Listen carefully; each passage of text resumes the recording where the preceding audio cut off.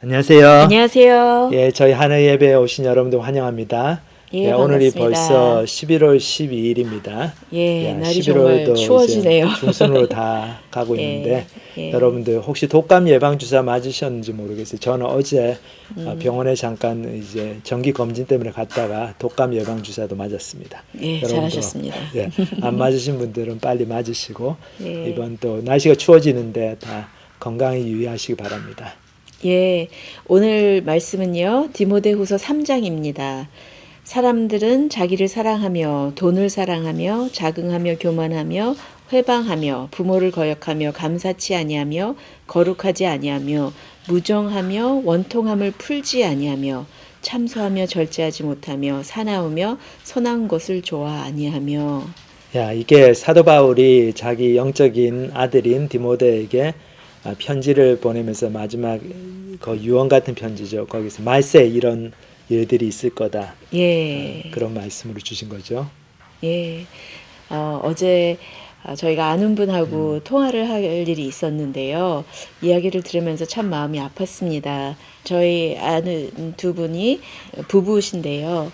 지금 은퇴를 하시고 두 분 다 은퇴를 하시고 같이 살고 계신데 저희가 나이 들면서 저희가 많이 외로워지는 게 사실인데 저는 그것을 그냥 사회생활을 하지 않기 때문에 그다음에 친구 간의 교제가 점점 줄어들어서 그런 면에서 외로워진다라고 생각을 했습니다. 그리고 또 나이 들고 그러면서 부모님이 돌아가시거나 또 배우자가 돌아가시거나 또 아프시거나 이러면은 점점 외로워진다고 생각을 했는데 그거보다 더 중요한 이유가 있었군요. 예. 예. 어떤 이유인가요? 예, 두 부부가 함께 살아도 그 집에서 원망과 미움이 있고 그런 이렇게 사랑이 없는 경우에는 너무 좀 사이가 나빠지고 같이 하루 종일 둘이 있어야 되는데 그것도 힘들고 하면서 예. 야, 이게 저희가 외로워지는 게 좀 외부적인 것보다도 그 내부적인 게 사람과의 관계에서 오는 것이 참 크다라는 생각을 하게 되었습니다. 이제 부부가 많은 경우에 두 분 다 맞벌이를 하시느냐 아니면 뭐 남편이나 아내나 한쪽에서 일을 예, 하시느냐 하다가 이제 같이 일을 그만두시고 집에 계시니까 그 예, 부부 사이에 있던 문제들이 뭐 예전에 뭐 그게 일이었으면 이제 10으로 커지는 거죠. 늘 시간을 같이 보내니까 예, 그게 더 옛날에는 큰 문제가 됩니다. 예. 예, 옛날에는 바빴기 때문에 싸울 시간이 없었다거나 아니면 여러 가지 이유로 이렇게 외면하던 그런 작은 그런 관계들의 컨플릭트들이 은퇴를 하고 나서 확 나오는 것을 보면서 야, 이거 걱정된다 생각이 들더라고요. 사람들은 자기를 사랑하며 돈을 사랑하며 이렇게 나와 있는데요. 부부간의 관계에 있어서도 나는 평생 돈을 많이 벌었고 당신은 돈을 벌지 못하지 않았느냐라고 이렇게 원망하는 이야기를 들으면서 와, 3절에 무정하며 원통함을 풀지 아니하며 참소하며 이렇게 나와 있는데 여기 또 절제하지 못하며 사나우며 선한 것을 좋아하지 아니하며 참소한다는 하는데 얘기는 이제 상대방을 이제 고발한다. 너가 예, 이렇게 잘못하지 않았냐 이렇게 어큐즈 하는 걸 얘기하는 거죠. 예.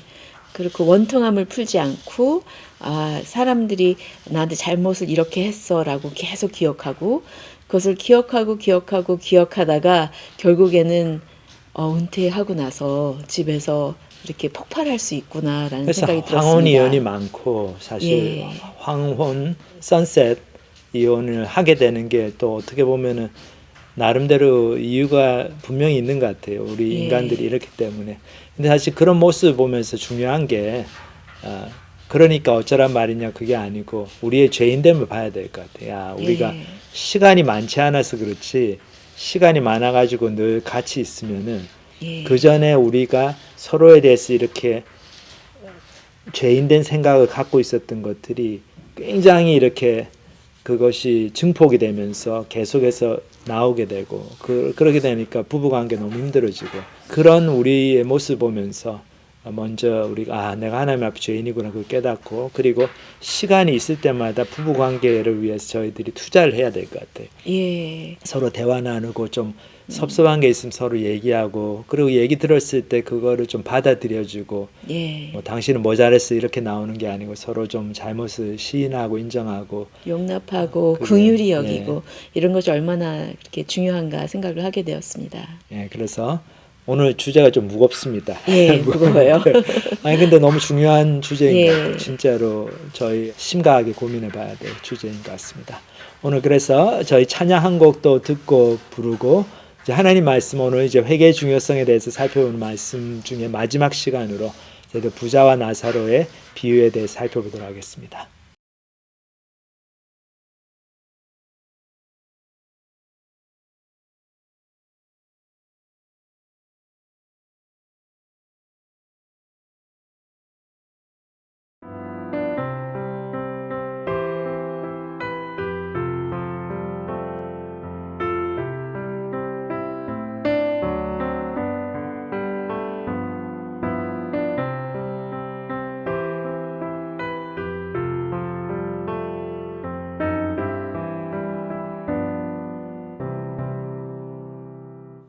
하늘 가는 밝은 길이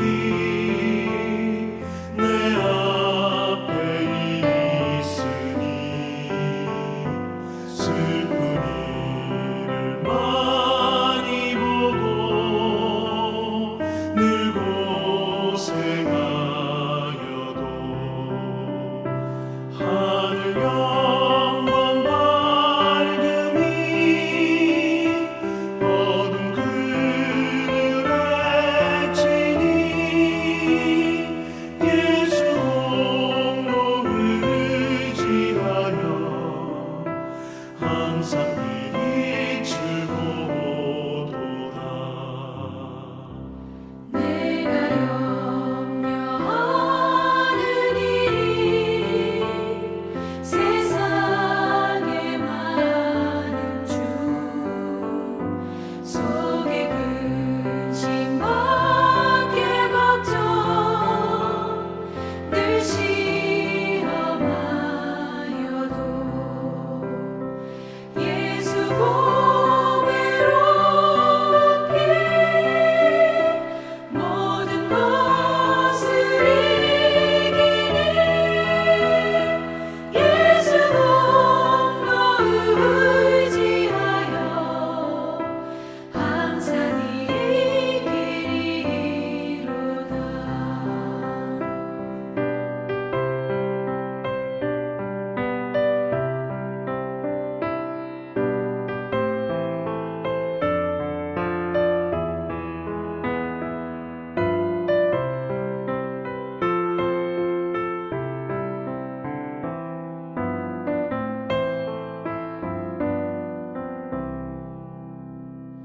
내가 천성 바라보고 가까이 왔으니 아버지의 영광 집에 나 쉬고 싶도다. 나는 부족하여도 영접하실 터이니 영원 나라 되시는 그 우리 구주 예수라.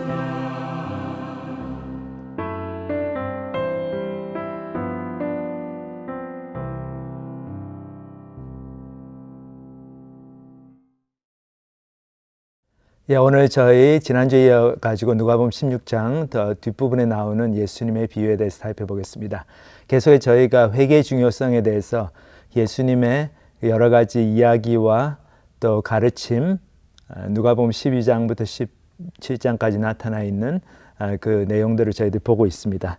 지난주에 이어가지고 오늘 이번 주에도 다룰 이제 비유가 돈에 관한 겁니다. 지난주에 저희가 불의한 청지기의 비유, 예수님께서 드신 굉장히 인트레스팅하고 그리고 좀 이상한 이야기였죠.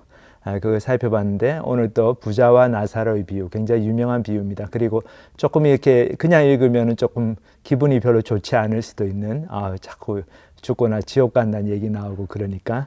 하지만 그 속에 굉장히 중요한 교훈이 담겨 있습니다. 이게 돈에 관한 거죠. 돈이 얼마나 우리의 삶을 좌지우지하고 있는가, 하나님 같은 존재인가, 이것을 다시 한번 이 비유를 통해 저희들이 확인할 수 있습니다. 그래서 이 누가복음 12장부터 17장까지 나오는 전반적인 내용을 한마디로 요약하면 이제 회개의 중요성인데, 너희가 회개하지 아니하면 다 이와 같이 망하리라, 그렇게 말씀하신 예수님의 경고죠. 근데 그 회개를 하지 못하게 만드는 가장 큰 이유 중에 하나가, 지난주에도 저희들 본 것처럼 이 세상에서 저희들 들려오는 목소리가 예수님께서 말씀하시는 천국, 지옥, 회개 이런 거하고 너무 틀리기 때문이죠. 이 세상에서 저희들이 듣고 보고 이렇게 자라나는 그런 목소리는 뭡니까? 돈을 많이 가져야 된다는 거죠. 돈으로 상징되는 어떤 그 가짜 하나님. 근데 이 돈이 많으면 또 돈으로 상징되는 여러 가지 업적들, 또 내가 성취하고 싶은 꿈들, 그런 것들을 다 이루면은 사람들이 나를 떠받들어 주고 내가 할 수 있는 모든 걸 할 수 있게 된다는 거죠. 그래서 그거에 관련되어서 예수님께서 다시 한번 굉장히 핵심적으로 주시는 여기 말씀, 누가복음 16장 13절, 이게 누가복음 16장의 핵심 구절이라고 볼 수 있어요. 집 하인이 두 주인을 섬길 수 없나니 혹 이를 미워하고 저를 사랑하거나 혹 이를 중히 여기고 저를 경히 여길 것임이니라. 너희는 하나님과 재물을 겸하여 섬길 수 없느니라. 여기 보면 하나님과 재물을 겸하여 섬기지 말라 그러지 않으시고 섬길 수 없다고 그러셨어요. 우리가 그렇게 섬기고 싶어도, 그렇게 하나님과의 재물을 그렇게 둘 다 섬기고 싶어도 그렇게 할 수가 없다. 한쪽을 선택하게 된다는 거죠. 근데 예수님이 하나님과 공자님을 함께 섬길 수 없다, 하나님과 부처님을 겸하여 섬길 수 없다, 그런 말씀 안 하시고 하나님과 재물, 그렇죠. 종교보다도 더 우리 인간의 마음을 깊이 꿰뚫고 있는 게 뭡니까? 내가 손에 쥘 수 있는 돈, 그리고 명예, 권력, 그런 것들, 다른 사람들로부터의 칭찬, 그런 것들을 통해 가지고 저희들이 어떤 인생에 있어서 안정감을 느끼고, 그리고 우리 인생의 가치를 발견하려고 그러고, 그렇기 때문에 돈만 많으면 뭔가 모든 걸 살 수 있고, 그렇게 생각이 들기 때문에 돈이 바로 하나님 같은 존재가 되는 거죠. 이 최근에 어떤 영화가 나왔다고 그러는데 제가 그냥 운전해 가다가 잠깐 들었습니다. 근데 어떤 그 엘비스 프레슬리가 젊었을 때 한 24, 5살밖에 안 됐을 때, 근데 벌써 그때 굉장히 유명해지고 그랬는데, 그때 이제 처음으로 이렇게 관계를 맺었던 14살짜리 소녀에 관한 이야기입니다. 근데 저희 생각해 보면 24살 청년이 14살짜리 아이하고 데이트를 한다. 이건 말도 안 되죠. 이건 경찰에 신고해서 감옥 갈 일인데, 그게 엘비스 프레슬리였기 때문에 그게 가능했고, 그게 그렇게 나쁘지 않은 것처럼 보일 수도 있습니다. 왜 그렇습니까? 그 사람이 그렇게 유명하고 돈이 많고 가진 게 많고 많은 사람들이 존경해주고 그렇기 때문이죠. 그래서 돈이라고 하는 것이 하나님적인 그런 존재, 그런 파워를 갖고 있는 것처럼 느껴집니다. 그리고 실제로 그렇습니다. 그렇기 때문에 저희들이 이 돈을 어떻게 다룰 것인가, 거기에 대해서 다시 한번 더 깊이 생각해 봐야 되는 거죠. 인생을 저희들이 바라볼 때 하나님적인 관점에서 볼 건가, 아니면 세상적인 관점. 근데 세상적인 관점이라는 게 돈, 그런 재물, 명예, 그런 것에서 보는 관점이죠. 그래서 그거를 이제 마음에 두고 저희들이 오늘 이제 이야기를 보면 좋을 것 같습니다. 오늘 이야기는 이제 부자와 나사로의 비유인데 이렇게 시작이 됩니다. 예수님께서 하신 말씀이죠. 한 부자가 있어 자색 옷과 고운 베옷을 입고 날마다 호화롭게 즐기더라. 그런데 나사로라 이름하는 한 거지가 헌데투성이로 그의 대문 앞에 버려진 채 그 부자의 상에서 떨어지는 것으로 배불리려 하며 심지어 개들이 와서 그 헌데를 앓더라. 자, 여기 보면은 대조적인 두 인생이 나오죠. 한 금수저 인생, 진짜 잘 나가는 인생, 한 부자였어요. 근데 이 사람 자색 옷과 고운 베옷, 이건 바로 이 사람의 부의 상징입니다. 근데 얼마나 부자인 거 하니까 날마다 호화롭게 즐기고 있어요. 그러니까 걱정 근심이 없습니다. 그러니까 너무 돈이 많고 너무 하는 일이 잘 되기 때문에 이제 돈 좀 잃어버려도 상관없고 이런 상태가 된 거죠. 호화롭게 즐기고, 그러니까 금수저 중에 금수저죠. 뭐 다이아몬드 수저겠네요, 이런 사람은. 근데 재미있는 것이 그 부자의 바로 대문 앞에 나사로라 이름하는 거지가 있었어요. 근데 이 거지는 배가 고프고 거지뿐만 아니라 또 몸이 많이 아팠습니다. 병원도 갈 수 없죠, 돈이 없으니까. 그래서 온데 피부에 헌데투성이로 막 고름이 나오고 너무나 비참한 그런 생활을 하고 있었어요. 그래서 부자의 상에서 떨어지는 그런 음식 쓰레기 그런 걸로 배를 불리려고 하는데 그것도 잘 안 되고, 그리고 개들이 와가지고 그 헌대를 하였더라. 모르겠어요. 개들이 이렇게 돌아다니다가 이 거지를 보고 불쌍해서 그랬는지 아니면은 그 헌대가 좀 음식 같고 그래가지고 맛있을 것 같아서 하는지 그 이유는 모르겠지만 이 사람은 이렇게 개들하고 지내는 그런 인생을 살았어요. 그러니까 중에 흑수저죠. 너무나 안타까운 인생입니다. 이 대조적인 인생이에요. 근데 이 나사로 같은 사람은 어떻습니까? 저희들이 이렇게 생각해 보면 옛날에 보면 요즘은 그런 부모님들 없지만 저희 어렸을 때는 좀 사는 게 힘들어 가지고 한국에서도 이런 조금 안타까운 일들이 있어요. 이렇게 부모님들이 이런 거지나 이런 사람들 보면은 이렇게 뭐 먹을 것도 주시지만 잠깐 여기 좀 기다려 보세요. 제가 꼭 좀 저희 아이를 데려가 와가지고 좀 교훈을 줘야 될 것 같습니다. 여기 있어 보세요. 그래가지고 집에 가지고 부모님이 어머니가 아이를 데리고 와가지고 이 아저씨 봤냐? 우리가 지금 먹을 게 없어가지고 도와주는데 너도 공부 안 하고 농땡이 치면 이 아저씨처럼 된다. 그런 어떤 그런 삶의 교훈을 갖다가 이끌어낼 수 있는 그런 비참한 처지에 빠진 그런 거지였죠. 그런데 거지 나사로 여기서 같은 신세입니다. 자, 이렇게 대조적인 인생을 살고 있는데 어떻습니까? 이게 인생이 끝나는 날이 오죠. 근데 끝나는 날이 왔을 때는 죽음은 모든 것을 공평하게 대합니다. 그 뭐 부자라고 해서 안 죽는 거 아니고 가난하다고 해서 이렇게 두 번 죽을 거 아니죠. 그래서 여기 보면은 이에 그 거지가 죽어 천사들에게 받들려 아브라함의 품에 들어가고 부자도 죽어 장사되며. 근데 거지가 죽었어요. 나사로가 죽었는데 이 나사로라고 하는 이름의 뜻이, 이 거지는 여기 이름이 나왔죠. 근데 이름의 뜻이 하나님께서 도와주신다 그런 뜻입니다. 나사로, 그러니까 하나님께서 도우심, 하나님의 도움을 받는다. 그러니까 하나님과의 관계가 있다는 거죠, 이 사람. 그렇기 때문에 거지처럼 살고 정말 거지로 살고 비참하게 최후로 마치고 아마 장례식도 해주는 사람도 없었겠지만 결국 이 사람이 죽었을 때는 어떻게 됩니까? 천사들에게 받들려서 아브라함의 품에 들어갔다. 아브라함은 그 믿음의 조상의 그 상징이죠. 그리고 아브라함의 품에 갔다는 건 천국으로 들어갔다는 얘기죠. 자, 그렇게 됐는데 부자도 이제 죽었어요. 그 부자는 아마 삐까뻔쩍한 엄청난 장례식을 했겠죠. 그리고 죽었는데 이 사람은 어떻게 됩니까? 여기 보니까 그가 음부에서 고통 중에 눈을 들어 멀리 아브라함과 그 품에 있는 나사로를 보고 그랬습니다. 음부라고 하는 게 바로 그 당시 유대 사람들이 생각하는 사람이 죽으면 가는 그런 땅 밑에 있는 어떤 공간이죠. 그러니까 지옥에 가기 전에 잠깐 거기 있는 곳입니다. 그러니까 쉽게 얘기하면은 어두운 곳, 하나님의 은혜가 전혀 없는 곳, 그런 곳인데 거기에 지금 이 부자가 와 있는 거죠. 그래서 이 부자가 이렇게 고통 중에 눈을 들어서 멀리 보니까 아브라함과 그 품에 앉아 있는 나사로를 본 거예요. 물론 이게 어떤 상징적인 비유죠. 그러니까 뭐 이렇게 사람이 죽어가지고 지옥에 갔는데 음부에 갔는데 저기 보니까 천당이 저기 보이고 뭐 그렇게 실제로 그렇다는 얘기는 아니고 여기서 중요한 교훈은 뭡니까? 부자라 살아나 나사로처럼 비참하게 살았으나 죽음은 똑같이 온다. 그리고 죽고 나서의 인생은 너무나 틀려질 수 있다는 거죠. 그래서 그 부자가 그걸 깨닫는 겁니다. 자기는 이렇게 음부에서 고통당하고 있는데 저기 보니까 아브라함이 계시고 아브라함 옆에 나사로가 있는 거죠. 자, 그러니까 이 부자가 아브라함에게 이런 요청을 합니다. 불러 이르되 아버지 아브라함이여 나를 긍휼히 여기사 나사로를 보내어 그 손가락 끝에 물을 찍어 내 혀를 서늘하게 하소서. 내가 이 불꽃 가운데서 괴로워하나이다. 자, 아무것도 좋은 것이 없어요. 이 음부에는. 그러니까 고통밖에 없으니까. 그나마 뭐 조금이라도 자기의 고통을 덜어줄 만한 게 나사로가 저기 있으니까 우리 집 앞에서 맨날 구걸하던 거지니까 나사로가 나를 좀 도와주겠지. 그래서 아브라함님 나사로한테 얘기해가지고 그 손가락 끝에 물 한 방울 찍어가지고 내 혀를 대어가지고 내 혀를 좀 서늘게 해주십시오. 그러니까 손가락 끝에 이렇게 있는 물 한 방울에 그 기쁨도 없는, 그래서 내 혀를 서늘하게 하는 그런 공급하심이 없는 하나님의 은혜가 아무것도 없는 곳입니다. 그것이 바로 지옥의 상징이에요. 지옥이는 어떤 곳인가? 하나님의 은혜가 전혀 없는 곳. 그렇게 정의를 하면 좋은 정의가 됩니다. 그러니까 저희가 지옥을 하나님께서 정말 가기 싫은 사람 억지로 보내는 게 아니죠. 생각해 보세요.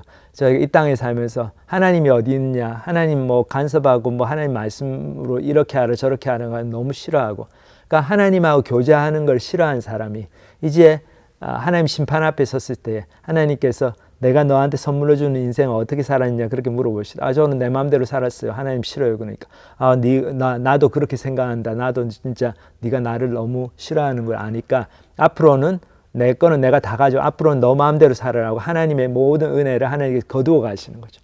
방 빼요. 정말 하나님께서 방을 빼시는 겁니다. 그 남은 게 좋은 게 하나도 없는 거죠. 왜 그렇습니까? 왜냐하면 우리 인생에 있어서 온갖 좋은 것들은 다 하나님의 은혜로 오는 거거든요. 그래서 예수님도 그런 말씀을 하셨어요. 이게 소위 얘기하는 하나님의 자연 은총이죠. 하나님께서 은총을 베푸시는데, 복을 주시는데 믿는 사람이든 믿지 않는 사람이든 똑같이 주시는 그런 자연 은총이 있다는 거죠. 여기 예수님 말씀에 마태복음 5장에 보면 또 내 이웃을 사랑하고 내 원수를 미워하라 하였다는 것은 너희가 들었으나 나는 너희에게 이르노니 너희 원수를 사랑하며 너희를 박해하는 자를 위하여 기도하라. 이같이 한즉 하늘에 계신 너희 아버지의 아들이 되리니 이는 하나님이 그 해를 악인과 선인에게 비추시며 비를 의로운 자와 불의한 자에게 내려주심이라. 여기 보면 예수님께서 뭐라고 하십니까? 네 원수를 사랑하라. 이렇게 말씀하시면서 하나님도 그렇게 하셨다는 거죠. 하나님을 그렇게 미워하고 싫어하고 하는 하나님의 원수들도, 그 악인들에게도 하나님께서 햇볕을 주시고 비를 주시고 또 공부하면은 잘할 수 있는 그런 뇌에 많은 그 세포들을 주시고 건강을 주시고 또 뭐 운동도 잘할 수 있게 하시고 그래가지고 이 부자처럼 어떻습니까? 잘 먹고 잘 살고 이 땅에서 또 열심히 노력해가지고 성공하고 그렇게 하도록 다 배려를 해주신다는 거죠. 그게 바로 하나님의 자연 은총입니다. 그렇기 때문에 이 땅에서 우리가 믿는 사람이든 안 믿는 사람이든 하나님을 사랑하는 사람이든 하나님을 미워하는 사람이든 일정하게 저희들이 행복을 추구하며 살 수가 있는 겁니까?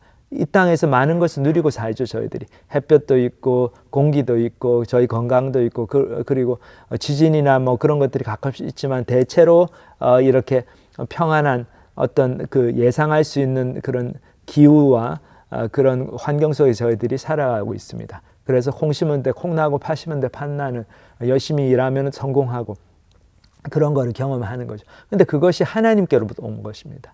근데 저희가 이제 하나님 심판대 앞에 서면 이제는 더 이상 그런 하나님의 자연 은총이 없는 거죠. 이제 하나님이 정말 하나님을 사랑하고 하나님 뜻대로 살고 싶은 사람들한테만 그런 좋은 은총과 축복을 주시고 그게 바로 천국이죠. 더 많이 주시고. 근데 하나님 싫어하고 하나님 뭐 간섭받는 거 싫어하고 하나님 말씀 싫어하고 이런 사람들한테는 너 마음대로 살아라 하고 하나님 좋은 것을 다 그렇게 걷어가시는 그것이 바로 지옥입니다. 그래서 부자가 거기서 고통 가운데 있는 거죠. 그 불꽃 가운데 고통하고 있다. 이거는 뭡니까? 좋은 것이 없어지는 것에서 오는 고통이죠. 하나님은 특별히 이 사람들을 뭐 달달달 고문하려고 불꽃 가운데서 고통하는 게 아니죠. 바로 이 상징은 뭡니까? 마치 우리가 산소가 없으면 질식해가지고 그때 얼마나 고통스럽습니까? 좋은 것이 없으면 당하는 고통입니다. 지옥의 고통이 바로 그런 고통이죠. 자, 그렇게 해서 아브라함에게 그 부자가 그 고통 가운데서 물 한 방울이라도 좀 주십시오 하고 그렇게 요청을 했더니 아브라함이 뭐라고 합니까? 그 요청을 거절을 합니다. 여기 보면 아브라함이 이르되 예 너는 살았을 때 좋은 것을 받았고 나사로는 고난을 받았으니 이것을 기억하라. 이제 그는 여기서 위로를 받고 너는 괴로움을 받느니라. 참 이 구절이 참 신기합니다. 보면 아브라함이 하나님 부자에게 뭐 야 너는 예수를 안 믿었으니까는 그렇게 지금 고통당하고 있고 나사로는 예수를 잘 믿었으니까 이렇게 천국에 있고 이렇게 말씀하시지 않았어요. 물론 그렇게도 말씀하실 수도 있지만 분명히 나사로가 천국에 있는 게 무슨 가난해가지고 그냥 고생했기 때문에 하나님 불쌍히 천국에 들러보내준 건 아니죠. 분명히 하나님의 도움을 요청하고 하나님과의 관계가 있는 믿음을 지킨 성도입니다. 거지로 살았지만은 믿음을 지킨 성도예요. 근데 부자는 이 보면은 떵떵거리고 호화호식하고 살고 여기 보면 아브라함을 아버지라고 부르고 이런 거 보니까 교회도 좀 다닌 것 같아요. 그렇죠? 성경 얘기도 알고 자기 딴에는 그러니까 오늘날 얘기하면 유대인인 거죠. 예수님 당시에 그 사회를 얘기하면 유대인으로서 종교적인 그런 것들 관습을 다 지키면서 살았던 사람인 것 같아요. 근데 여기 지금 지옥에 있는 이유가 하나님과 관계가 없었기 때문이죠. 근데 아브라함이 이렇게 설명을 하는 관점은 뭡니까? 조금 그거하고는 또 다른 각도입니다. 어떤 각도입니까? 아브라함은 이 땅에서 우리가 어떻게 사는 것이 얼마나 중요한가. 그것이 바로 영혼과 연결된다. 그런 관점에서 말씀을 주시는 것 같아요. 그러니까 넌 생각해봐라. 너는 어떻게 살았는지 이 땅에서. 그리고 나사로는 어떻게 살았는지. 너 봐. 좋은 거 다 누리며 살았지. 사기치고 다른 사람들을 사랑하고 그런 거 다 그냥 다른 사람 필요는 다 그냥 무시하고 너 잘 먹고 잘 사는 데만 혈안이 돼가지고 그래서 돈 많이 벌고 그래서 너 대문 앞에 그렇게 죽어가고 있는 나사로도 그냥 모른 척하고 그렇게 너만을 위해 살았으니까 잘 먹고 잘 살고 좋은 거 많이 누렸지. 그런데 그렇게 살았기 때문에 너는 하나님과 관계가 없는 거야. 하나님 무시하고 하나님 무시 안 했으면 하나님 말씀 좀 경청했으면 그렇게 안 살았겠죠. 근데 너 나사로는 봐라. 이 땅에서 이렇게 고통당하고 네가 볼 때는 에이 하나님이 어딨냐. 너 아마 나사로를 조롱했을 거야. 나사로가 맨날 주일날 그 헌대를 막 그렇게 부여함고 막 그렇게 힘든 가운데서 교회 가고 그런 걸 보면서 이렇게 회당에 가서 하나님 말씀 듣는 거 보면서 야 하나님 살아계시면은 너 꼬라지를 봐라. 네 꼬라지를 너의 앞가림을 해야지 무슨 하나님이냐. 하나님 밥 먹여주냐. 아마 그렇게 욕을 했을 거야. 근데 그게 아니지. 나사로의 이 땅에서 당하는 고통도 하나님이 안 보시는 게 아니야. 나사로가 했던 많은 기도들이 그냥 이렇게 시간 낭비로 헛되게 돌아간 게 아니지. 하나님께서 다 들으시고 이 땅에서 나사로가 그렇게 힘들었지만 이제 이 땅에서 짧은 인생이 끝나고 하늘나라에 갔을 때 나사로에게 하나님께서 많은 축복을 주시고 그 나사로를 하나님의 아들로 받아주시고 그래서 아브라함 옆에 있는 거라는 거죠. 그렇기 때문에 저희들이 이거를 명심해야 됩니다. 저희가 이 땅에서 어떻게 살았느냐가 영혼을 결정합니다. 지금 내가 오늘 어떤 선택을 하고 얼마나 하나님께 순종하고 있는가 아니면 내가 그냥 입으로는 뭐 하나님 순종 어쩌고저쩌고 하지만 사실 속으로는 내 입속만 챙기고 있는가. 하나님이 다 보시거든요. 그러면 그것이 우리의 영원한 운명, 우리의 영원한 상급이 천국에 가서 하나님과 어떻게 누릴 건가 그걸 다 결정을 합니다. 그렇기 때문에 하루하루 저희들이 두렵고 떨림으로 살아야 되겠습니다. 이 땅에서 이기적으로 살아서 잘 먹고 잘 살고 운이 좋아가지고 횡재하고 이런 거 너무 좋아하지 마세요. 공짜 너무 좋아하지 마세요. 잘못하면 이렇게 지옥에 떨어집니다. 그리고 아브라함이 계속해서 이런 얘기를 합니다. 그뿐 아니라 너희와 우리 사이에 큰 구렁텅이가 놓여 있어 여기서 너희에게 건너가고자 하되 건너갈 수 없고 거기서 우리에게 건너올 수도 없게 하였느니라. 자 여기 보면은 또 어떤 그런 영적인 진리를 볼 수 있습니까? 너희와 우리 사이에 큰 구렁텅이가 있어요. 그래서 아브라함은 이쪽에 있고, 그렇죠? 아브라함은 이쪽에 있고, 그리고 이 부자는 이제 리치맨은 이쪽에 있는데 이 사이에 아브라함하고 이제 나사로하고 같이 있죠. 같이 있는데 이 사이에 큰 구렁텅이가 있다는 거죠. 그래서 서로 오고 갈 수가 없어요. 갈 수가 없습니다. 이 얘기는 뭡니까? 바로 하나님의 심판이 한번 우리가 음부로 가게 되고 지옥으로 가고 한번 천국으로 가게 되고 하면 이게 돌이킬 수 없다는 거죠. 그래서 죽은 사람을 위해서 기도하는 것이 무슨 의미가 있겠습니까? 우리가 물론 기도할 수 있지만 저희 마음은 있지만 저희 분명히 알아야 돼요. 살아있을 때 영원한 운명의 결정입니다. 우리가 어떻게 사느냐에 따라 가지고 우리가 어떻게 하나님께 순종하고 하나님을 믿으면서 사느냐 그렇지 않느냐에 따라서 영원한 운명이 결정이 돼요. 그것이 한번 결정이 되면 돌이킬 수가 없습니다. 자 이렇게 되고 나니까 이제 부자가 근데 또 다른 생각을 합니다. 자 나는 이렇게 지옥에 왔는데 그래도 나한테 5 형제가 있지. 그 형제들은 이쪽에 오게 하면 안 되겠다. 역시 이제 부자가 자기 가족 챙기는 건 참 대단한 것 같아요. 여기 보면 부자가 뭐라고 합니까? 이르되 그러면 아버지여 구하노니 나사로를 내 아버지 집에 보내소서. 내 형제 5이 있으니 그들에게 증언하게 하여 그들로 이 고통받는 곳에 오지 않게 하소서. 자, 제 형제 5이 있는데 나사로를 보내주세요. 우리 아버지 집에.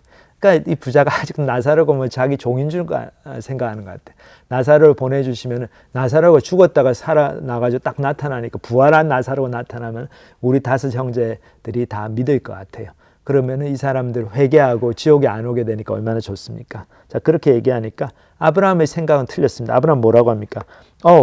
그들에게 모세와 선지자들이 있으니 그들에게 들을지니라. 모세와 선지자라는 말은 뭡니까? 하나님의 말씀을 전해주는 사람들이죠. 그 모세의 율법 바로 그것이 하나님의 율법인데 하나님의 말씀을 전해주는 그리고 하나님 선지자들 그리고 하나님 말씀 그 자체 오늘날 얘기하면 교회 목사님이나 우리 성경을 가르치는 우리 스몰그룹 리더 집사님이나 주위에서 나한테 복음을 전하는 우리 아들 딸들이나 우리 직장 동료들이나 이 사람들이죠. 이 사람들이 바로 모세와 선지자라는 거죠. 근데 이 부자의 5 형제들 아브라함이 지금 하는 얘기가 그 모세와 선지자들 주변에 있는 복음을 전하는 사람들의 말을 듣지 않으면은 나사로가 죽었다가 살아나가지고 나타나도 믿지 않을 거다. 그런 이야기를 해줍니다. 그러니까 부자가 거기에 동의를 안 해요. 여기 보면 부자가 뭐라고 합니까? 이르되 그렇지 아니하니이다. 아버지 아브라함이여 만일 죽은 자에게서 그들에게 가는 자가 있으면 회개하리이다. 자, 아브라함 선생님, 아브라함 아버지 저는 그렇게 생각 안 합니다. 죽은 자 가운데서 그들한테 가는 사람이 있으면 그런 기적을 경험하면 이 사람도 회개합니다. 근데 우리 5 형제는 내가 다 아는데 이 사람들 마음이 강팍해가지고 교만해가지고 그런 초자연적인 일이 안 일어나면은 회개 안 합니다. 마음을 돌이키지 않습니다. 이렇게 얘기합니다. 자, 그런데 다시 한번 아브라함이 이야기를 해줍니다. 이르되 31절 보면은 모세와 선지자들에게 듣지 아니하면 비록 죽은 자 가운데 살아나는 자가 있을지라도 권함을 받지 아니하리라 하였다 하시니라. 자, 아브라함의 생각은 틀립니다. 계속해서 아브라함 부자에게 하는 얘기가 너희 형제들이 모세와 선지자들 그 주변에 있는 복음을 전하는 사람들 말을 듣지 않으면은 죽은 사람이 살아나서 복음을 전해도 듣지 않을 거라는 거죠. 근데 이게 정말 사실입니까? 저희들 생각을 해봐야 될 것 같아요. 아브라함 선생님이 얘기하셨으니까 사실이겠죠. 근데 이게 정말로 그렇습니다. 참된 회개는 저희들 생각의 변화가 있고 그 생각의 변화가 생기고 마음의 변화가 있기 위해서는 저희들이 고민을 해봐야 됩니다. 그렇기 때문에 여호와 하나님께서도 이사야서에 보면 이런 말씀을 주시죠. 여호와께서 말씀하시되 오라 우리가 서로 변론하자. 이 변론하자라는 얘기가 서로 이야기를 해보자는 거죠. 리즈닝 하자, 토론을 해보자, 생각을 해봐라 이거예요. 너희의 죄가 주홍 같을지라도 둠과 같이 희어질 것이요 진홍같이 붉을지라도 양털같이 희게 되리라. 자, 죄를 회개하는 게 참된 회개죠. 회개, 마음의 변화, 생각의 변화가 어떤 뭐 정치적인 입장이 바뀌고 어떤 경제를 보는 안목이 바뀌고 그런 것도 마음의 변화, 생각의 변화지만은 성경에서 얘기하는 회개는 굉장히 종교적인 용어입니다. 하나님과의 관계에 있어서 우리의 생각이 바뀌고 마음이 바뀌는 걸 이야기하죠. 그러니까 내가 하나님을 이렇게 생각하고 있었는데 그전에는 하나님이 없다고 생각하고 하나님이 있어도 나하고는 상관없고 하나님이 있어도 나는 하나님 간섭받기 싫고 내 마음대로 살고 싶고 나는 그렇게 하나님을 부담스러운 존재, 성가신 존재 좀 없었으면 좋겠는 그런 존재를 생각했는데 이제는 하나님을 그렇게 생각 안 한다는 거죠. 이제 하나님이 나를 너무 사랑하시고 내가 이렇게 죄인인데 하나님은 죄를 많이 지었는데 너무 진짜 예수님께서 십자가에서 돌아가시지 않으면은 용서함을 받을 수 없는 그런 죄인인데 하나님께서 정말 그 자기 독생자를 보내셔가 죽이시기까지 그렇게 나를 사랑하셔서 내 죄가 회개함을 받고 용서함을 받고 그렇게 되었다. 얼마나 감사한가. 나는 이제 하나님 뜻대로 살아야지. 나의 하늘 아버지의 뜻을 행하는데 나의 모든 삶을 드려야지. 이렇게 생각이 바뀌는 거죠. 그런 마음의 변화가 회개인데 그 회개가 일어나려면 첫 번째로 내가 죄인인 걸 깨달아야 됩니다. 근데 죽었다가 뭐 사람이 살아난다고 해서 뭐 병 고침을 팍 받는다고 해서 갑자기 내 죄가 깨달아지는 건 아니죠. 그런 초자연적인 경험들은 오래 가지 못합니다. 그 당시 잠깐 눈이 번뜩할 수는 있죠.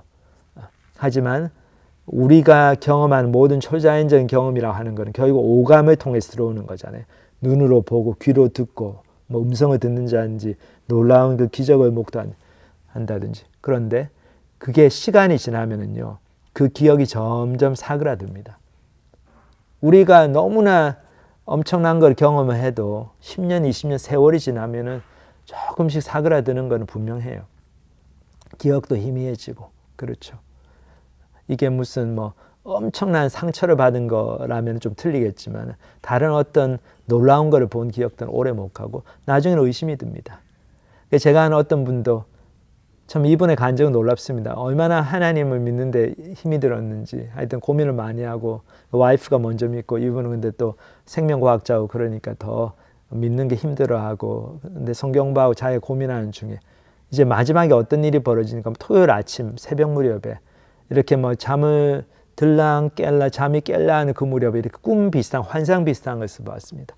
근데 자기 방으로 이렇게 흰 옷을 입은 분이 들어오더니 아 너희가 그렇게 나를 믿는데 질문이 많다며 질문을 해봐라 내가 대답을 해주겠다. 그래서 2시간 동안 그 질문과 대답 그 오피스 아워를 가졌다는 거 아닙니까? 그리고 그 흰 옷 입은 분이 나가는데 자기가 딱 알겠더래요. 아 이분이 바로 예수님이구나. 그래서 예수님하고 2시간 동안 Q&A 질문과 대답 시간을 가져가지고 예수님한테 쉽게 얘기하면 가회를 한 거죠. 그리고 나서 이분이 예수님 영접했습니다. 근데 그런 놀라운 경험을 했지만 이분이 예수님 영접하고 나가지고 그 경험 때문에 무슨 신앙생활이 특별히 쉬워지고 그런 건 아니에요. 이분도 여전히 의심이 있고 왜냐하면 그 꿈 같은 경험을 했지만 나중에 자기 삶이 힘들어지고 예수 믿는 것 때문에 고난이 닥치고 핍박이 닥치고 하는 일이 안 되고 자식이 속을 썩이고 교회에서 힘들어지고 관계가 어려워지고 그러면 어떻습니까? 또 돈이 모자라고 그러면 그게 내가 그때 그냥 헛걸어 본 거 아닌가? 그냥 내가 너무 예수님에 대해서 고민 많이 하니까 그냥 그런 어떤 hallucination으로 그냥 내 속에 잠재되어 있는 심리 속에서 나타나는 그냥 내가 그냥 내 마음 속에서 지어낸 그런 꿈을 본 게 아닌가? 그렇게 충분히 생각이 드는 거죠. 얼마든지 의심이 듭니다. 그렇기 때문에 초자연적인 경험을 통해 가지고 참된 회개가 이루어지지 않습니다. 물론 그것이 어떤 단초는 되죠. 출발점은 되지만 우리는 결국 예수님 앞에서 변론해야 됩니다. 예수님 앞에서 내가 정말 죄인인가? 왜 내가 죄인인가? 그리고 나는 어떻게 살아야 되나? 그걸 가지고 깊이 고민하고 기도하고 예수님 앞에 매달리고 왜 내 마음이 이렇게 강팍한가? 나는 왜 이렇게 이기적인가? 그거 가지고 하나님 앞에서 매달리고 그런 갈등과 고민과 하나님 앞에서 영적으로 그렇게 스트러글하는 그 투쟁하는 그런 순간들이 없으면 참된 회개는 일어나지 않습니다. 그렇기 때문에 예수님 앞에서 내가 정말 죄를 회개했는가, 내가 죄인인 걸 깨달았는가, 그 회개 가장 중요한 회개죠. 그 다음부터 또 우리가 매일매일의 삶에서 생각을 바꾸고 마음을 바꿔야 될 회개들, 그런 것들이 모두 다 생각의 변화로부터 출발한다는 걸 기억해야 됩니다. 그래서 내가 지금 예수를 이렇게 잘 못 믿는 게 진짜 하나님이 한번 탁 나타나셔 크게 한번 딱 보여주시면 믿겠구만. 사인이 없어서 못 믿는다. 그 사인 그거 100번 1000번 경험해도요, 집안에 어려운 일 터지고 내 삶이 힘들어지고 하면 다 의심할 수 있어요. 그러니까 너무 그런 사인 좋아하지 마시고 환상 좋아하지 마시고 하나님 말씀 보시고 깊이 생각해 보세요. 매일 내 삶을 돌이켜 보세요. 어떤 일들이 있었나? 나는 하나님 앞에서 어떤 마음으로 살고 있는가? 내 마음을 어떻게 돌아가고 있는가? 이거를 살펴보시면 그걸 통해서 참된 회개에 이릅니다. 자, 그렇기 때문에 두 주인을 섬길 수 없다고 하신 이 말씀, 예수님의 말씀. 집 하인이 두 주인을 섬길 수 없나니 혹 이를 미워하고 저를 사랑하거나 혹 이를 중히 여기고 저를 경히 여길 것임이니라. 너희는 하나님과 재물을 겸하여 섬길 수 없느니라. 이 말씀도 정말 이게 정말 맞는 말씀인가? 내 삶에 있어서 돈은 어떤 존재인가? 나는 인생을 어떻게 보고 있는가? 돈이 울라면 울고 돈이 웃으라면 웃고 그렇게 살고 있지는 않은, 그게 바로 돈을 섬기는 거죠. 우리가 뭐 돈 해가지고 뭐 $100짜리 지폐를 앞에다 딱 벽에다 붙여놓고 매일 아침마다 그거에 뭐 기도하고 나무아미타미 관세 모세, 그게 아니죠. 그게 돈을 섬기는 게 아니죠. 돈을 섬긴다고 하는 건 뭡니까?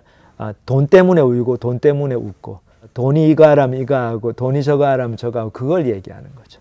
그런 삶을 살고 있는지 아닌지 보려면 저희가 저희의 삶을 돌이켜 봐야 됩니다. 자, 그렇게 저희들이 하면은 지금 여기 공사 중이라 가지고 계속 소리가 좀 있습니다. 네, 좀 양해해 주시기 바랍니다. 자, 우리가 그렇게 하면은 어떻습니까? 내가 지금 부자로 살지 않고 돈이 좀 없는 것도 축복이라는 걸 느낍니다. 야, 내가 부자로 사는 사람들 보니까 진짜 돈을 섬기는 그런 유혹이 많네. 근데 나는 그런 유혹은 좀 적어. 돈 때문에 좀 걱정하는 게 있지만 뭐 집이 몇 채 있어가지고 뭐 집값 걱정하고, 미국에 사시는데 한국에 부동산이 있어가지고 어떻게 하면 그거 세금 좀 덜 내고 자식한테 물려줄까? 어떻게 하면 내가 끝까지 그것 때문에 가지고 돈을 더 벌까? 그거에 마음이 사로잡혀가지고 뭐 내가 지금 지옥으로 가는지 천국으로 가는지 하나님과 관계는 어떤지 아무 생각 없이 사시는 분들 너무 많거든요. 그러니까 돈이 너무 많지 않고 부자가 아닌 것도 축복입니다. 여기 고린도전서 1장 26절 보면 형제들아 너희를 부르심을 보라. 육체를 따라 지혜로운 자가 많지 아니하며 능한 자가 많지 아니하며 문벌 좋은 자가 많지 아니하도다. 그러나 하나님께서 세상의 미련한 것들을 택하사 지혜 있는 자들을 부끄럽게 하려 하시고 세상의 약한 것들을 택하사 강한 것들을 부끄럽게 하려 하시며 하나님께서 세상의 천한 것들과 멸시받는 것들과 없는 것들을 택하사 있는 것들을 피하려 하시나니 이는 아무 육체도 하나님 앞에서 자랑하지 못하게 하려 함이니라. 초대교회 중에 하나인 고린도 교회 교인들을 사도 바울이 이렇게 보면서 야 너희를 부르심을 보라. 너희 중에서 똑똑한 사람은 능한 사람, 유명한 사람, 그리고 집안이 좋은 사람, 금수저로 사는 사람 별로 없어. 근데 그랬기 때문에 너희가 이렇게 하나님께 매달리고 하나님을 알게 된 거지. 금수저로 사람들 떵떵거리고 살지 몰라도 하나님 앞에 인색하고 하나님을 배척하고 그렇게 사니까 그거는 정말로 안 된 진짜 불쌍한 인생이라는 거야. 그러니까 내가 금수저로 살든 흙수저로 살든 하나님 앞에 자랑할 게 없는 거예요. 하나님 앞에 불평할 것도 많이 없고 자랑할 것도 많이 없고 다 거기서 거기입니다. 이 세상에서 사는 게. 돈 많이 버는 사람도 돈 가지고 자랑할 거 아니죠. 그게 뭐 자기가 잘해서 꼭 많이 벌었습니까? 이상하게 뭐 어떻게 이 사회의 구조적인 모순 그런 것 때문에 있는 사람들은 더 많이 벌게 되고 없는 사람은 더 힘들어지고 그런 것들이 많죠. 악의 산물입니다. 결국 어떤 사람이 부자가 되고 하는 것도 일정하게는 그렇죠. 그리고 돈이 없는 분들도 꼭 내가 너무 지질이 못나서 돈이 없는 게 아닙니다. 살다 보니까 그렇게 된 거고 또 그런 걸 통해 가지고 하나님의 또 주시는 영적인 은혜를 경험할 수 있으니까 우리가 그 속에서도 감사할 수 있는 겁니다. 그래서 돈 때문에 울고 웃고 하지 않고 하나님 때문에 울고 웃고 하는 하나님을 섬기는 저와 여러분들이 되시기를 기도합니다. 같이 기도하시겠습니다. 하나님 아버지 지난 여러 주 동안 정말 회개의 중요성에 대해서 말씀해 주시고 너희가 회개하지 아니하면 다 이와 같이 망하리라. 너무나 중요한 경고의 말씀 주셨는데 저희들 오늘 특별히 부자와 나사로의 이 금수저 흙수저 인생 너무나 대조가 되는 두 인생이 어떻게 그 인생의 마지막에 똑같이 죽음을 맞이하고 결국 죽음 위에 그들의 삶이 얼마나 틀렸는가 얼마나 달랐는가 그것을 또 보여주신 것 감사를 드립니다. 저희들 돈이 주는 행복에 도취되어서 하나님을 멀리하고 하나님의 경고를 등한시하는 그런 어리석은 자리에 떨어지지 않도록 주님 불쌍히 여겨주시고 돈이 많든지 적든지 저희들이 겸손하게 하나님을 바라보고 주님의 사명을 감당하는데 저의 삶을 드릴 수 있도록 축복하여 주시옵소서. 감사를 드립니다. 예수님의 이름으로 기도합니다. 아멘.